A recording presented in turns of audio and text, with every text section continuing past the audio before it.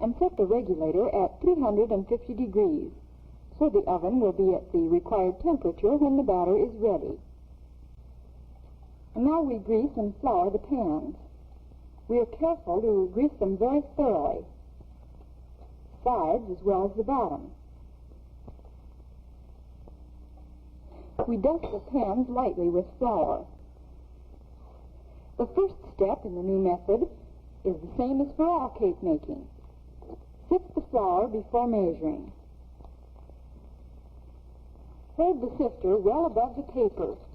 This serves to aerate the flour.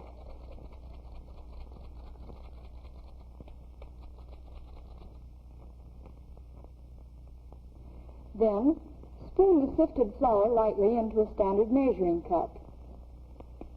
Teaspoonful means a level teaspoonful. Exact measurements are as necessary for us in cake making as for a druggist in filling a prescription. And we add 1 teaspoonful of salt.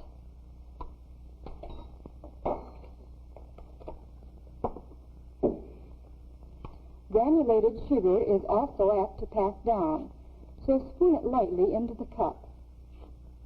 Notice in this new method we add the sugar to the flour and other dry ingredients in the sifter.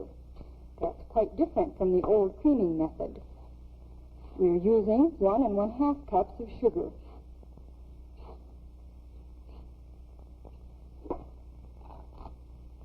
The flour, baking powder, salt, and sugar are now sifted together into the bowl, measuring cup, and of course measure level. The shortening is added without creaming. This is another way the new method differs from the old method, so the only accurate check is the one made at eye level.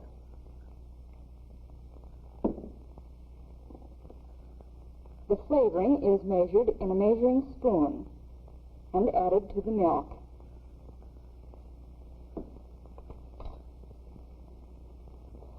Now add the liquid directly to the dry ingredients in the shortening, another step which distinguishes the Betty Crocker method.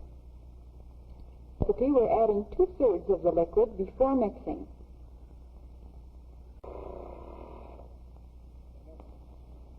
Add the remaining 1/3 cup of liquid.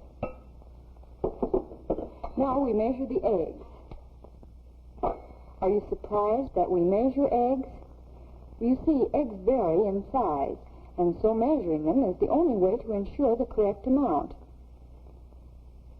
For this recipe, we are using 1/2 cupful, the whites of 4 large eggs.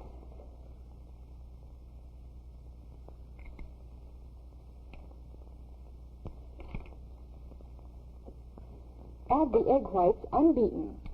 Again, this is a version from the old standard procedure. Beat the mixture for exactly 2 more floured pans.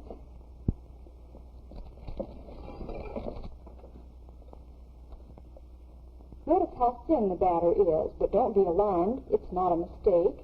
Batters made by this new method are usually thin. The pans should be just half filled.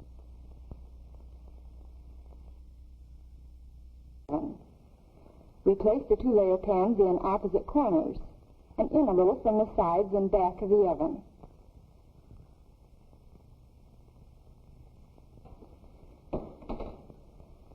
And don't peek while the cake is baking. When the minimum baking time is up, touch the top lightly. If the surface springs back and no impression remains, the cake is done.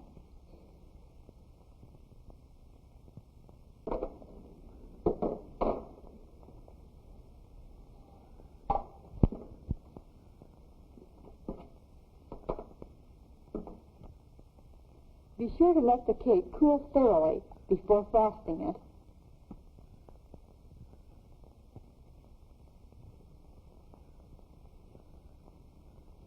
A luscious, creamy icing adds the finishing touch to a beautiful cake. And now to summarize.